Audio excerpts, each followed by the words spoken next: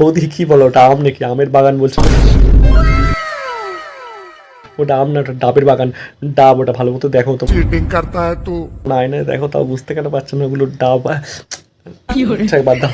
আম হোক বা ডাব হোক, যে খায় সে বুঝবে। আমি কেন তোমার হেঁটে, আমি তো এইসব কিছু খাই না।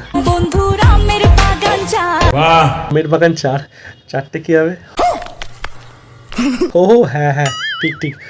দুটো হলুদ আর দুটো ঠিক পিঙ্ক। ঠিক ধরেছি না? क्या बात है सर, क्या बात है सर। কেমন অঙ্কটা কষে ফেললাম দেখো তো। এরকম অঙ্ক কষলে কিন্তু আমি সালা ক্লাস টেনে ফার্স্ট হয়ে যেতাম। তখন আম ডাম দিয়ে প্রশ্নগুলো আসেনি তো, তাই জন্য দেখে ভিজুয়ালি একটা ব্যাপার আছে না, অঙ্ক ভালো হয়। भाई साहब कुछ ज्यादा नहीं हो गया?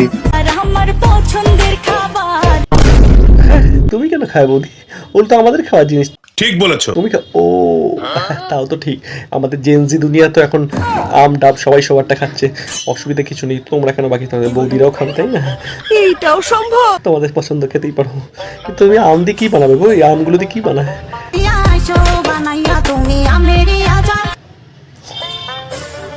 হ্যাঁ, আমের আচার।